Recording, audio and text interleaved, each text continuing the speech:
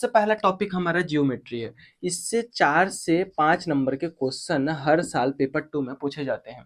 और सेकंड जो हमारा टॉपिक है उसका नाम है आपका एलजेब्रा, है ना, बीजगणित। बीजगणित से भी हर साल आपका 4 से 5 नंबर के क्वेश्चंस पूछे जाते हैं। अगर यकीन ना हो तो प्रीवियस ईयर्स के क्वेश्चन आप लोग देख सकते हो। और थर्ड नंबर आपका है मेंसुरेशन। मेंसुरेशन क्षेत्रमिति से आपका 3 से 4 नंबर के क्वेश्चन पूछे जाते हैं। अगर टोटल इंक्लूड करोगे तो 11 से 12 नंबर के क्वेश्चन टोटल 20 में से टोटल 12 नंबर के क्वेश्चन इन 3 टॉपिक से कवर होने वाले हैं। और गारंटेड आपको बेसिक से समझ में आएगा, बड़े अच्छे तरीके से समझ में आएगा। बस ध्यान देने वाली बात है, क्लास अटेम्प्ट करने वाली बात है। ध्यान से कंप्लीट वीडियो देखिए। आज हम लोग शुरू करेंगे ज्योमेट्री। बहुत ही सुंदर सा क्लास होगा। बेसिक से शुरू करेंगे, एक बिंदु से शुरू करेंगे, तो बने रहिएगा अंतिम तक। शुरुआत करते हैं। सबसे पहला नंबर ज्योमेट्री में हमारा पेपर 2 सिलेबस में दे रखा है कि सबसे पहला नंबर इंपॉर्टेंट टॉपिक है आपका लाइन एंड एंगल। हिंदी में धीरे से इसको कहा जाता है रेखा, रेखा दीदी, रेखा एवं कोण। ठीक है, बात की शुरुआत करते हैं लाइन एंड एंगल। ठीक है, तो सबसे पहले एक काम करते हैं। चुपचाप मैं यहाँ पर एक बिंदु यहाँ पर डिनोट करता हूँ, पॉइंट, एक पॉइंट। ठीक है, एक पॉइंट। यहाँ पर एक चीज गौर करना, इस पॉइंट के अंदर में उसका कुछ नहीं है। उसका औकात जो है ना वो 0 है, 0 बटे पराठा। ठीक है, जो शून्य का औकात है कुछ भी नहीं है। इसको डेफिनेशन अगर देखना चाहोगे तो 0 डायमेंशनल कहा जाता है, या फिर इसको शून्य आयाम से पुकारा जाता है। देखो 3 डायमेंशनल होता है ना। एक लाइन का भी 1 डायमेंशनल बनता है, लेकिन पॉइंट का 0 डायमेंशनल होता है। हमेशा दिमाग में रखना, इसके पास खुद का कुछ भी नहीं है, वो खुद में 0 है। एक जो पॉइंट है वो खुद से ही 0 है, और इस पॉइंट से शुरुआत होता है जियोमेट्री का। ठीक है, पॉइंट से ही खेल है जियोमेट्री का। देखो अब 0 का औकात आपको पता चलेगा कि कितना है। तो यहाँ पर सेकेंड में स्टेप डालता हूँ, जो शून्य की जो महिमा है उसको अभी हम लोग बताते हैं। एक पॉइंट यहाँ पे मैं रख दिया, एक पॉइंट रखा, उस पॉइंट के बगल में उसी का एक दोस्त सेम उसी का पॉइंट रख दिया, फिर उसका एक पॉइंट रखा, फिर ऐसे पॉइंट रखते गया, पॉइंट मिलाते गया, बिंदु से बिंदु, बिंदु से बिंदु, ऐसे ऐसे मिलते गए। ठीक है, अब बिंदु बिंदु बिंदु मिलते गए। जब अकेले था तो उसके पास कुछ भी नहीं था, लेकिन एक साथ उसके दोस्त, फिर उसके दोस्त जुड़ते गए, तो इस चीज को कहा गया कि चचा इसको धीरे से रेखा कहते हैं। इसको क्या कहते हैं? इसको लाइन कहते हैं। बिंदुओं को मिलाने पर देखिए यहाँ ना कोई स्टार्टिंग पॉइंट ना एंडिंग पॉइंट। ठीक है, ये लाइन जो है ना, ना स्टार्टिंग पॉइंट है ना एंडिंग पॉइंट है। बिंदु आपको मिलता गया, आप रखते गए, बिंदु कहीं से बना, मतलब शुरुआत हुआ रेखा का। ठीक है, स्ट्रेट लाइन किसी, अब देखो यहाँ पर एक सीधा लाइन, इसको कहेंगे हम लोग सीधी रेखा, सीधी रेखा। अब यहाँ पर एक बात करता हूँ मैं, जैसे यहाँ पर एक बिंदु है, एक बिंदु है बोले तो आपके घर में लाइट गोल है, आप अपना मोबाइल का टॉर्च जलाते हो, ऐसे ऑन हुआ टॉर्च, तो आप स्टार्टिंग पॉइंट तो हो आप, मतलब टॉर्च निकलने का एक उचित जगह है आपका मोबाइल। मोबाइल से लाइट निकली यानी कि किरण निकली, लेकिन उसका कोई एंडिंग पॉइंट नहीं है। तो ये मोबाइल है, एक बिंदु है, बिंदु से किरण निकली, है ना, इसका कोई एंडिंग पॉइंट नहीं है। तो एंडिंग पॉइंट जैसे जिसका ना हो उसको कहा जाता है आपका रे। रे बोले तो किरण। अब किरण दीदी आ गई, रेखा दीदी का बात हो चुका था, किरण दीदी। अब इसके बाद एक चीज हम लोग को ये भी बता दो कि अगर स्टार्टिंग पॉइंट भी हो और उसका एंडिंग पॉइंट भी हो, तब उसे क्या कहा जाता है? उसको कहा जाता है आपका लाइन सेगमेंट, यानी कि रेखा खंड। ठीक है, इतना बात क्लियर है। ये सब बेसिक्स हैं, पूछने वालों में से नहीं आते, ये सब बेसिक्स हैं, इसको समझोगे तब जियोमेट्री आपको समझ में आएगा। क्या पढ़ा रहे हैं मत सोचो, ये सब बेसिक्स हैं, इसी से रिलेटिव आपको क्वेश्चंस पूछने वाले हैं, इससे रिलेटिव आपसे फॉर्मूला बनने वाले हैं। ठीक है, तो आगे बढ़ते हैं। इतना आप लोग को समझ में आ चुका है। ठीक, एक और यहाँ पर कॉन्सेप्ट है, यहाँ पर छोटा सा, इससे क्वेश्चन आता है, एक बिंदु से कितनी रेखाएं गुजर सकती हैं? एक बिंदु से कितनी रेखाएं गुजर सकती हैं? करोड़, अरब, सरब, अरे अनंत, डायरेक्ट अनंत बोल दो, और क्या इसमें बचा? अनंत बोले तो इन्फिनिटिव। ठीक है, इन्फिनिटिव, एक बिंदु से अनंत रेखाएं गुजर सकती हैं। अगर मैं क्वेश्चन करूं आप लोगों से, एक बार सोचना, अगर दो बिंदु हों, दो बिंदु हों, तो दो बिंदुओं के मध्य कितनी रेखाएं गुजर सकती हैं? जोड़ डालो इधर और सोचो। अब कंडीशन यह है कि दोनों को स्पर्श करना चाहिए, टच करना चाहिए दोनों को। तो सर एक ही तो गुजरेगा यार, कहाँ से अलग अलग लाओगे? तो यहाँ पर कितना गुजरेगा? एक रेखा, एक रेखा गुजरेगा। इतना बात आप लोग को सबको समझ में आ चुका होगा, एकदम इजी है, कोई प्रेशर देने वाली चीजें नहीं है। एक बिंदु के ऊपर बात हुई है, एक बिंदु से इतना चीज हम लोग बना लिए अभी। ठीक है, आप लोग को मैं बता दूं, जब एक सिंगल बिंदु था तब उसको जीरो डायमेंशनल कहा गया। बहुत सारे बिंदु बन के जब एक रेखा बने तब ये कितने डायमेंशनल कहलाएगी? एक जो एक सीधी लकीर होती है वह वन डायमेंशनल की होती है, मतलब एक आयाम, एक आयाम की होती है। ठीक है, ये सब समझने वाली बातें थी, बेसिक्स बातें थी, आप सबको समझ में आ गया होगा। तो इससे हम लोग थोड़ा सा अब आगे बढ़ते हैं। हम लोग तो रेखा समझ गया, लाइन समझ गया, अब कोण के ऊपर बात करते हैं। ठीक है, सबसे पहला नंबर आप लोग ये जानिए, एक बिंदु से ही सारा मामला, सारा फसाद का जड़ एक बिंदु है। तो एक बिंदु में यहाँ पर जैसे ड्रॉ किया और एक सीधी लकीर ये बिंदु से निकली। ठीक है, एक सीधी लकीर ये बिंदु से निकली, तो यहाँ पर और एक लकीर यहाँ पर ये क्या कर रहा है? बिंदु फैला रहा है, मतलब दो प्रकाश की किरणें उससे निकल रही हैं एक बिंदु से, ऐसा भी आप लोग समझ सकते हो। तो यहाँ पर हम लोग एक चीज ये सोच सकते हैं, सबसे पहला नंबर ना समझने वाली बात है, आखिरी में बताऊंगा है क्या चीज। जैसे अगर ये स्ट्रेट होता ऊपर की ओर समान दिशा में, एक इधर और एक ऊपर, तब बीच वाला एंगल जो रहता है वह बनता है 90 डिग्री का, है ना? अगर इधर रहता तो यह कितना बनता? ये पूरा कोण, अगर इतना आधा का रहता तो ये बनता 90 डिग्री, अगर ये पूरा रहता तो 180 बनता, है ना? दोनों नहीं है, ये बीच में है, 90 से कम है। आप लोग गौर से देखना, ये जो है 90 से बीच वाला जो लकीर है ना, जो लाइन है, ये जो लाइन है 90 से कम है। मतलब ऐसे लिख सकते हैं 0 डिग्री से बड़ा है कौन? यहाँ का जो थीटा है वो 0 से तो बड़ा है, इतना बात तो क्लियर हूँ मैं भी कि 0 डिग्री से बड़ा है, क्योंकि थोड़ा सा उभरा है, 50-60 डिग्री का हो गया यार। लेकिन 90 से क्या है? 90 से कम है, तो थीटा से बड़ा कौन हो गया? 90 डिग्री। तो सबसे पहला हम लोग जो पढ़े अभी, एक बिंदु से सबसे पहला एंगल बनता है जिसको कहा जाता है आपका न्यून कोण। इसको कहा जाता है आपका न्यून कोण, इंग्लिश में इसको कहते हैं एक्यूट एंगल। एक्यूट एंगल इसे कहा जाता है। सबसे पहला ये चीज समझ में आ गया आप सबको। अब सेकंड नंबर चीज ध्यान दो। ठीक, एकदम इजी बातें हैं, है ना? एक बिंदु से ही सारा फसाद का जड़ शुरुआत हुआ, और थोड़ा कम है, अगर 90 से कम है तो न्यून कोण, और ये अगर इधर ना होकर के इधर हो जाता, मतलब 90 से बढ़ जाता तो हो जाता अधिक कोण, है ना? और 90 से ना बढ़ के बीच में ही आ जाता, 90 में ही आ जाता तो क्या हो जाता? सम कोण। तो सेकंड हम लोग क्या पढ़ेंगे? सबसे पहला लकीर यहाँ पर था अभी, है ना? इधर था। अब सेकंड बिंदु यहाँ पर रखता हूँ, इसका ये लाइन ऐसे ही रहेगा, और जो इधर लाइन था ना इसको सीधा खड़े कर दो आप ऐसे, और बीच में कितना बन रहा है? 90 डिग्री। अगर सीधा बनता तो 180 बनता, तो ये क्या हो गया? थीटा इक्वल टू 90 डिग्री हो रहा है। तो इसको कहा जाता है आपका राइट एंगल। सेकंड नंबर समझ में आया आपको?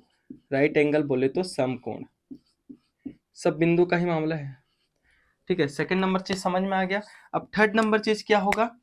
तीसरा नंबर ये हो रहा है कि एक बिंदु से मामला का शुरुआत हुआ इधर, अब इधर जाता तो चलो समझ में आता है कि हम भैया समकोण बना लिए। अब क्या कर रहा है? इधर जा रहा है ये, ये जो है अब इधर, अगर इधर जाता तो 180 होता, अब इधर जा रहा है तो ये कितना हो रहा है, 90 से भी ऊपर है, तो थीटा, एक से यहाँ से ध्यान से देखना, ठीक है, जो लिख रहा हूं मैं, बीच वाला कितना है, 90 डिग्री है, तो 90 डिग्री से बड़ा थीटा है ना, ये जो बीच का ये थीटा, ये 90 डिग्री से भी बड़ा है, और थीटा से भी बड़ा कौन है, 180 डिग्री, मतलब 90 डिग्री से बड़ा हो गया है, तो इसको हम लोग क्या कह सकते हैं, अधिक कोण, अधिक कोण इसको कहा जाता है,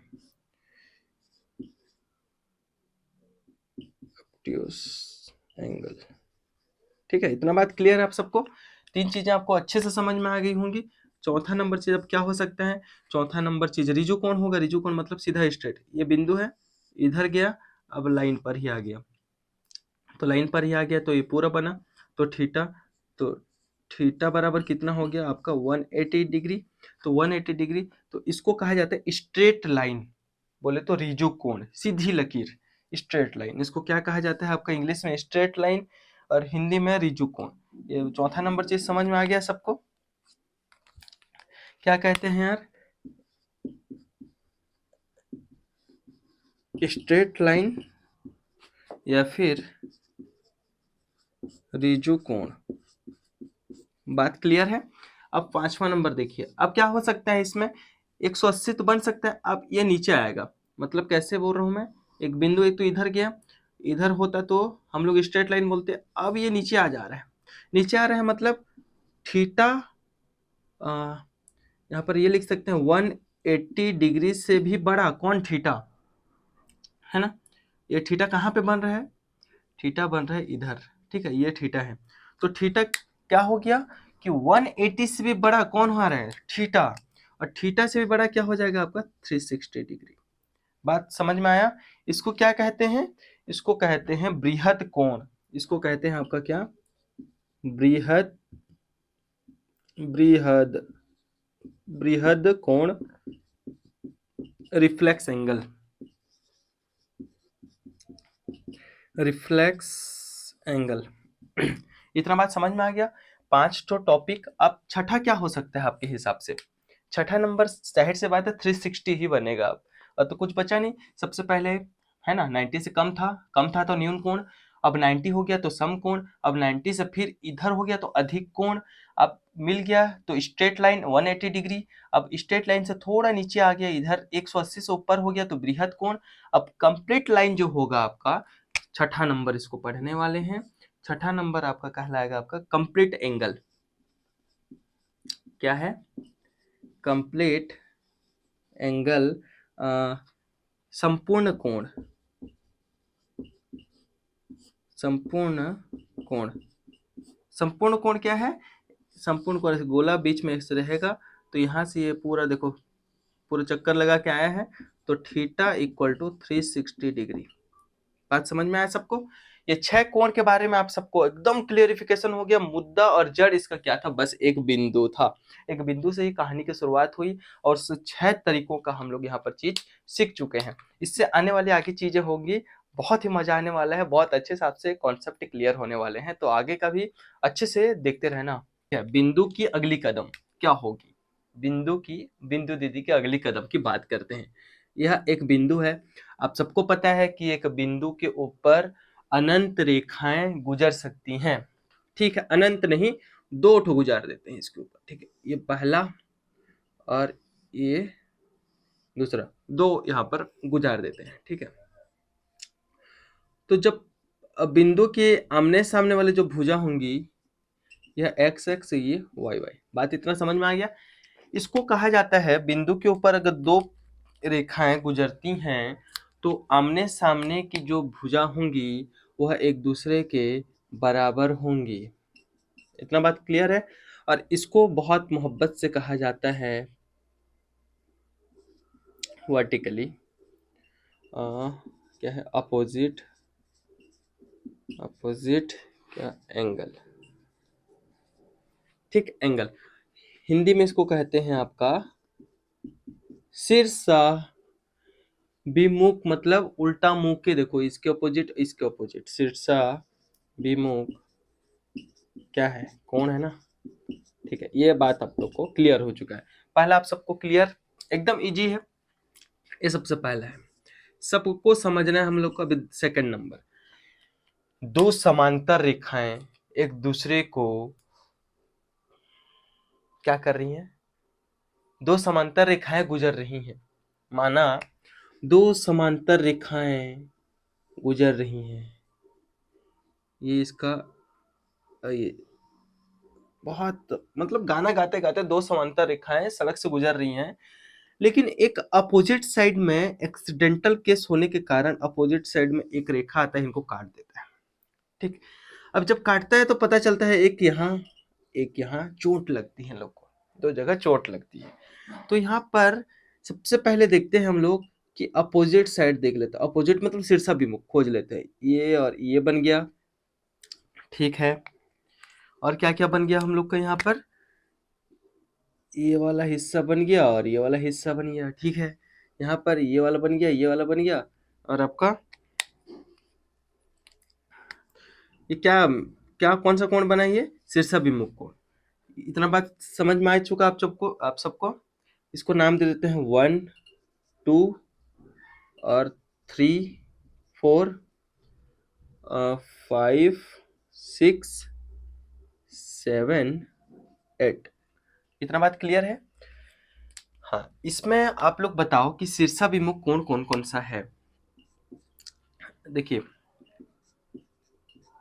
कोण 1 इक्वल टू कोण 4, ठीक। और बताते जाओ, कोण 2 इक्वल टू कोण angle 3, angle 5 equal to angle 8, angle 6 equal to angle 7। ये बात आप सबको क्लियर, फर्स्ट कोण। अब सेकंड का बात करते हैं हम लोग। सेकंड जो होता है वह होता है कोरस्पॉन्डिंग, साथ देने वाला, संगत है, संगत यानी संग संग गति करना, संगत। तो संगत यहाँ पर देख लो, संगत कोरस्पॉन्डिंग एंगल, मतलब कि सेकंड नंबर हम लोग जो पढ़ रहे हैं अभी, सेकंड नंबर यहाँ पर लगा देता हूँ, उसका नाम है आपका संगत कोण, इंग्लिश में कोरस्पॉन्डिंग एंगल। तो यहाँ पर संगत कोण क्या होगा, संगत कोण ध्यान देने वाली चीज है। संगत कोण का कहना यह है कि अगर मेरे को आप लोग को जानना है, संगत कोण खुद से कह रहा है कि अगर मुझको आप सबको समझना है तो एक बात समझ जाओ, छलांग लगाना। छलांग लगाना किसे कहते हैं, एक बात आप समझ जाओ, कैसे लगाना है छलांग, इस चीज को ध्यान देना है। जैसे दो है सीधी लाइन में, एक है सीधी लाइन में, दो कैसे छलांग लगाएगा, दो अगर यहां से कूदेगा तो चार को पार करेगा, छलांग लगाएगा तो कुछ ना कुछ तो पार करेगा ना, तो कुछ न कुछ पार करेगा। तो 2 किसको पार करेगा, 4 को पार करके कहाँ पहुंचेगा, 6 की ओर आगे बढ़ जाएगा, 6 यहाँ पहुंच जाएगा। एक 1 अगर छलांग लगाएगा तो छलांग में पार किसको करेगा, 3 को करेगा, पहुंच कहाँ जाएगा, 5 की ओर।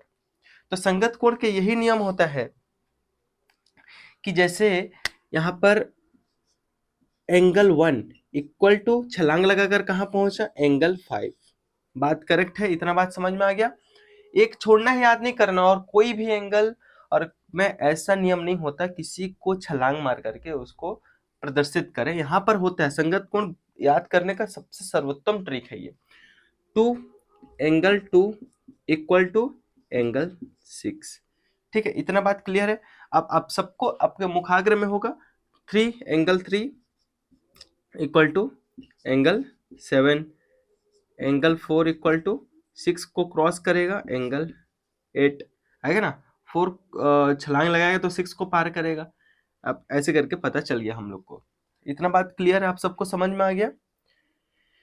क्या है यहाँ पर ट्रिक हम लोग का, यहाँ पर ट्रिक है हम लोग का, लिख देता हूँ JUMP, हम लोग को लगाना है जंप। दो बातें आपको क्लियर हो गई, यहाँ तो कुछ नहीं करना है, आमना सामना करना है ना, आमना सामना। और सेकंड में संगत कोण कोरस्पॉन्डिंग एंगल में छलांग लगाना है। पहले में छलांग नहीं लगाना था, बस अपोजिट साइड को देखना था। अब हम लोग तीसरा बात करेंगे एकांतर अल्टरनेट एंगल का, ठीक है, अल्टरनेट एंगल का बात करेंगे।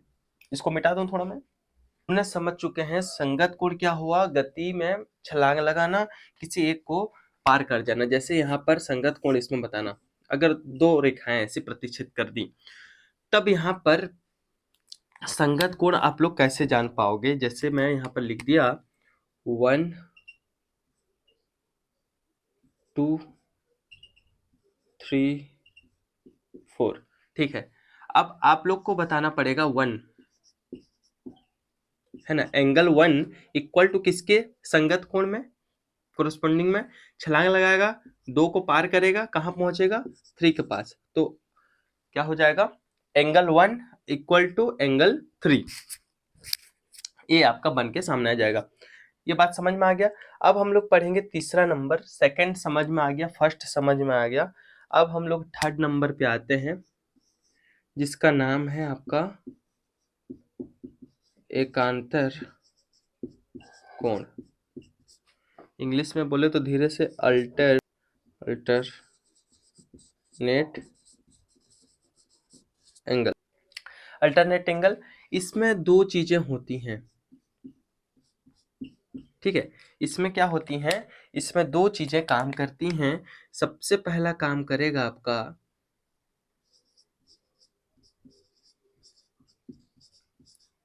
एक्सटीरियर, बोले तो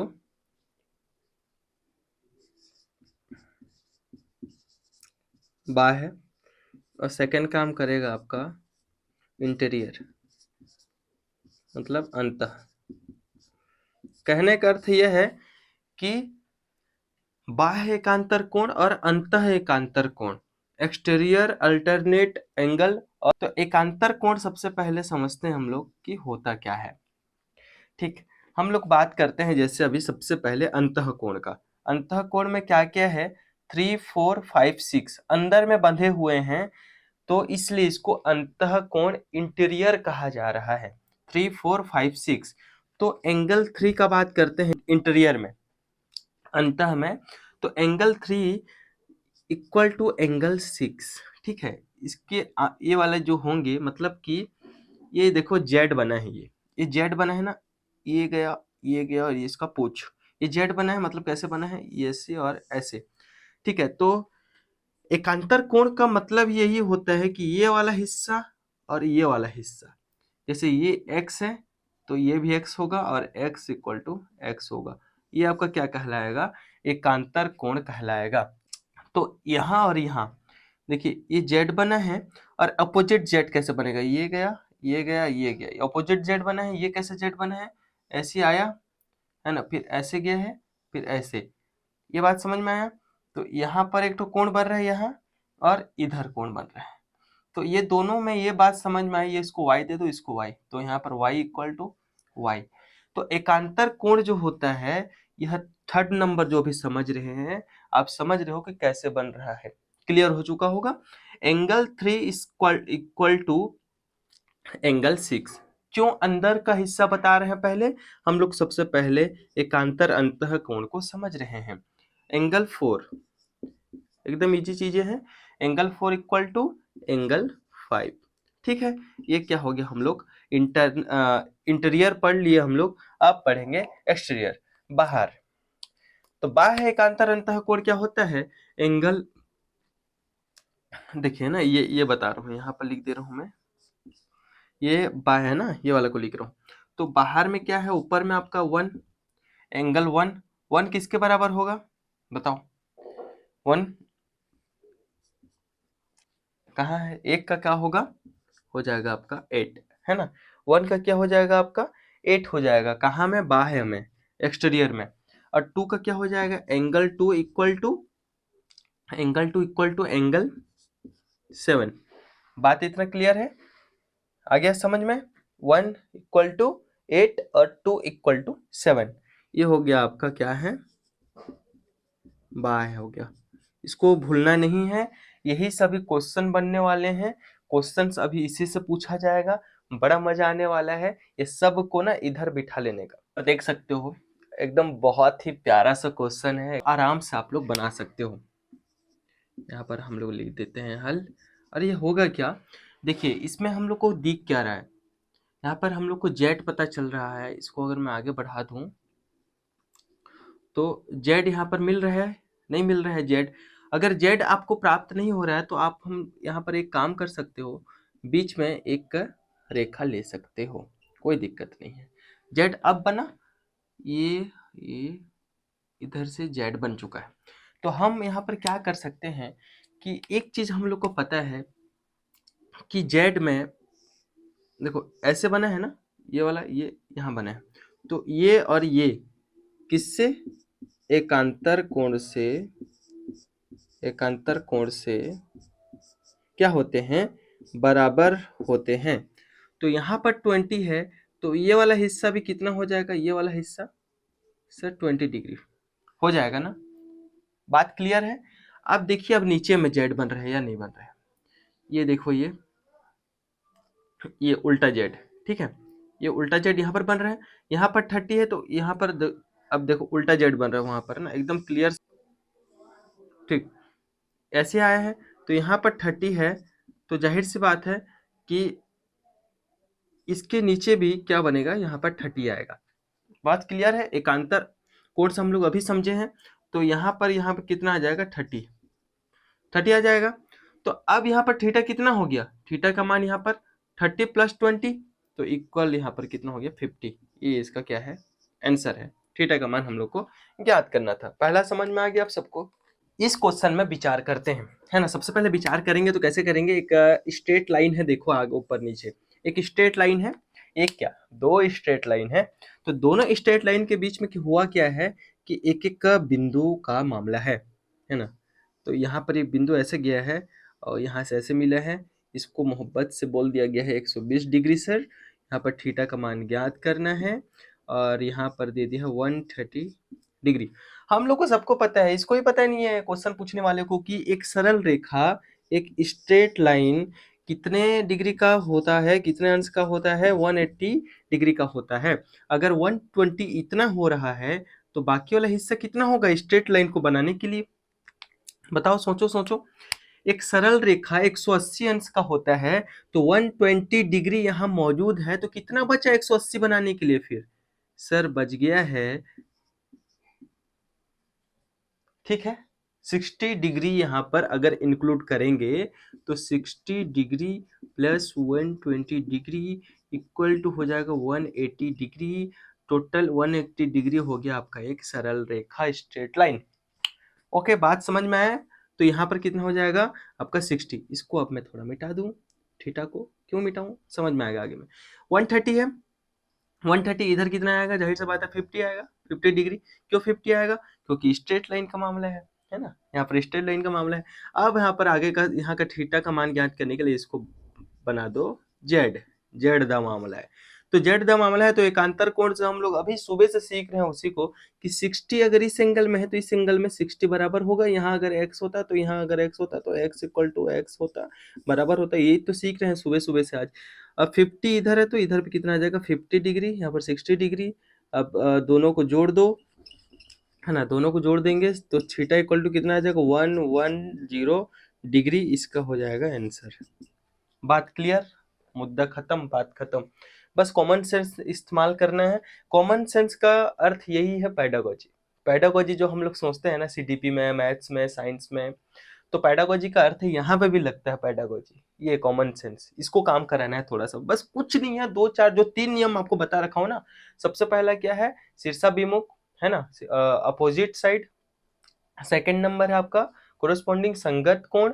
थर्ड नंबर एकांतर अंतः कोण और एकांतर बाह्य कोण। ये 3 चीजें आपके दिमाग में अच्छे से अगर घुसी होंगी तो इस टाइप से जितने भी क्वेश्चन आने वाले हैं आप आराम से बना सकते हो। तो आगे बढ़ते हैं अगले क्वेश्चन की ओर। अभी तक 1 नंबर की तैयारी कर चुके हैं, क्योंकि ज्योमेट्री से 4 सवाल जो आते हैं, पहला सवाल जो आता है आपका किससे आता है, संगत कोण और आपका शीर्षाभिमुख कोण, एकांतर कोण। जो 3 चीजें इससे पहले पढ़े हैं उससे रिलेटिव जेड आकार की आकृति में कुछ कोण से आपसे पूछा जाएगा कि थीटा का मान क्या है। 1 नंबर का क्वेश्चन कंफर्म वहां से आने वाला है।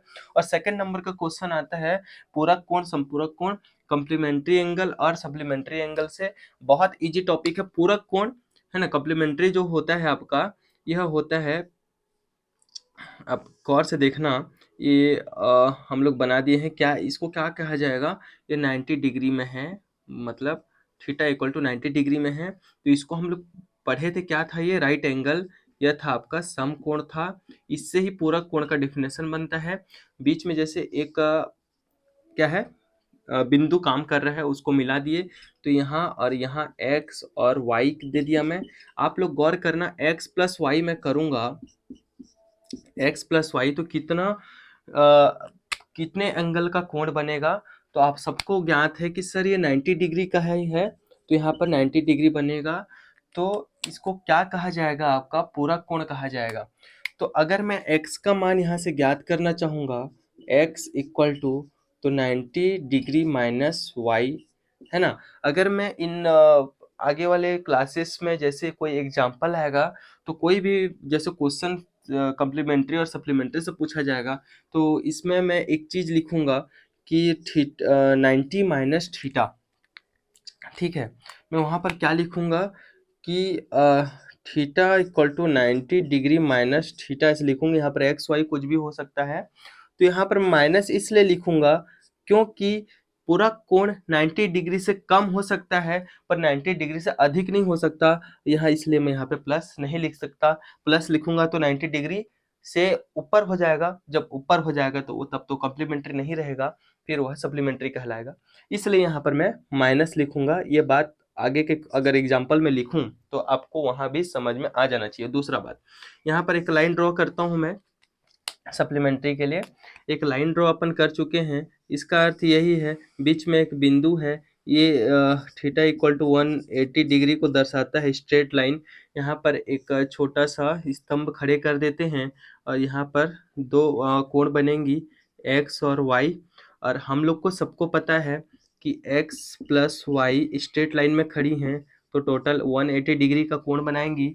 180 डिग्री जो होगी, यहाँ पर x इक्वल टू अगर मैं करना चाहूँ तो 180 डिग्री माइनस वाई कहलाएगी।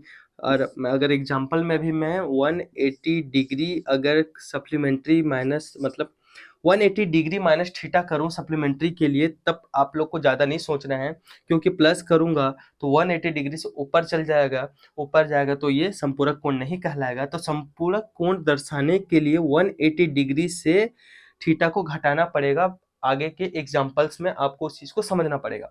सबसे पहले ये समझो कि संपूरक कोण और पूरक कोण होता क्या है। पूरक कोण कुछ नहीं है, समकोण का ही एक छोटा भाई है।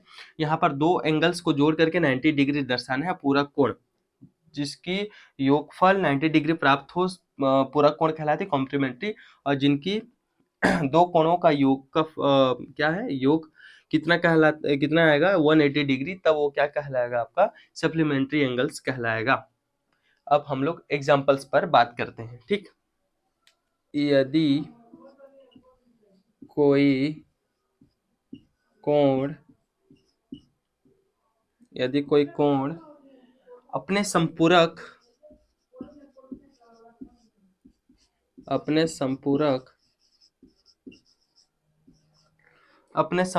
के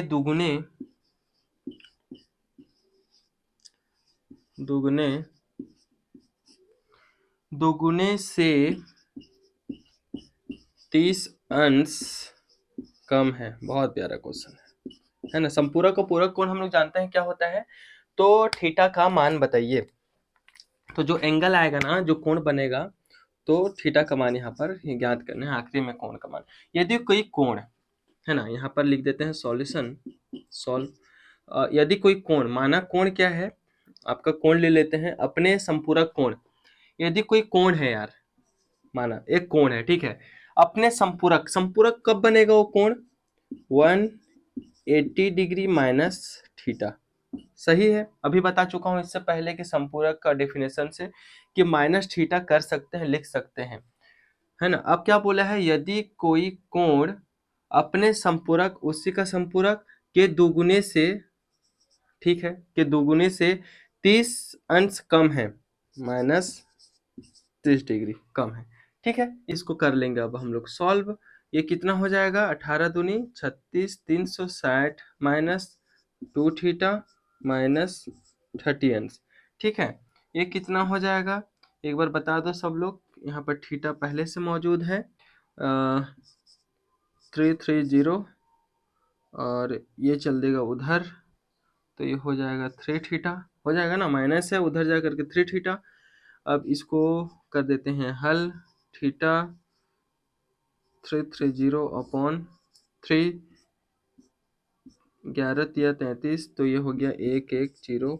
अब थीटा इक्वल टू कितना आ गया, 110 अंश। मतलब कठिन मत समझना, बहुत इजी है। पूरक कोण के एक युग्म में, पूरक कोण के एक युग्म में एक कोण दूसरे कोण का 2/3 है। छोटे कोण का संपूरक क्या है बताना है। संपूरक है क्वेश्चन मार्क, कितना है उसको बताना है। ठीक है, तो हम लोग यहाँ पर क्वेश्चन से ही आंसर खोजेंगे। एकदम इजी चीज है, आप लोग ध्यान से देखना बस।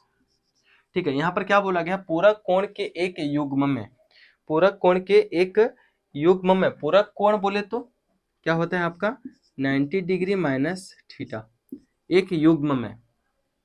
ठीक है, एक कोण दूसरे कोण का 2/3 है, तो यहाँ पर क्या होगा, एक कोण पहले ले चुके हैं और दूसरा कोण क्या है आपका पूरक कोण।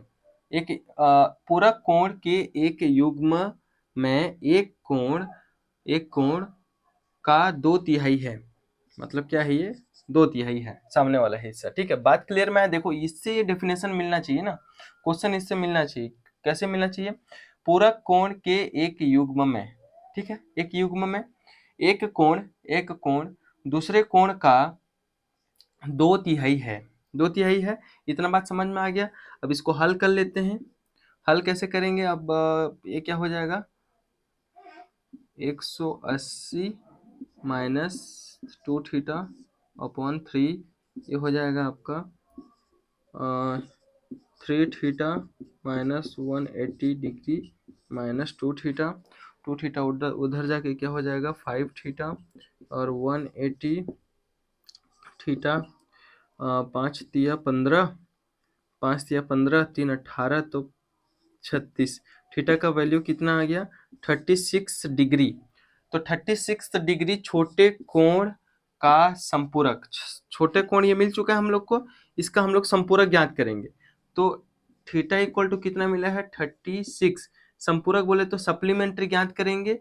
सप्लीमेंट्री ज्ञात करेंगे तो क्या हो जाएगा 180 होता है माइनस 36 डिग्री, तब हम लोग को कितना मिल जाएगा 180 में 36 आप लोग माइनस करोगे तो आपका आ जाएगा कितना 144। ठीक है, 144 आ जाएगा जो आपका आंसर होगा। बात समझ में आया, एकदम इजी है, एकदम क्लियर बातें हैं, आ गया होगा। अब आगे आने वाली क्लासेस में आगे पढ़ेंगे इससे रिलेटेड और 5-10 क्वेश्चन 2 साल के प्रीवियस क्वेश्चन पेपर का मैं कराऊंगा। और सारा चीज सेशन लंबा हो जाने के कारण अगले क्लासेस में कंप्लीटली, और 2 क्लास लगेंगे ज्योमेट्री को कंप्लीट करने में। उसके बाद हम लोग अलजेब्रा पकड़ेंगे, फिर उसके बाद मेंसुरेशन पकड़ेंगे, फिर 12 से 10 नंबर का टॉपिक हम लोग इजिली 3 साल के प्रीवियस क्वेश्चन पेपर से ही सॉल्व होता जाएगा और आपसे सब चीज बनता जाएगा। तो आने वाली क्लासेस भी पूरा देखना और जिन्हें जरूरत हो उन्हें शेयर करना। अच्छा लगे तो लाइक कमेंट और सब्सक्राइब जरूर करना। धन्यवाद।